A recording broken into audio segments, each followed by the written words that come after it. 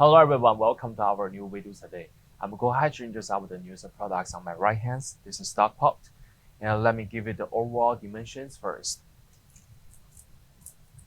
For the units lengths, they are about like 18 inches long. Include the knobs, overall depth is almost about like a 23 inches deep.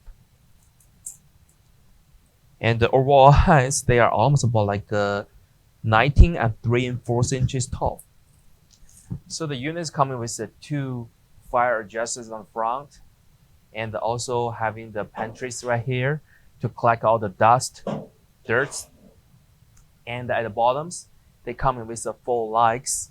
The legs height has slightly adjustable for you to prepare the situations you have in the kitchen room, and also they do come in with a big ring post, the burner post right here, and for this burning space, it's 18 inches wide and 18 inches deep too. So the manufacturers, they give you the accessories. This one for you to adapt with the liquid proteins, and this is the regulators. And on side of the units, we can see they do have a manufacturer stickers on it and the ETL sanitation stickers on it too. And they mark the equals to the UL and the NSF for the house department inspections. So this will be the all demonstration information about the products. If you do have more questions, feel free to contact with us. Thank you.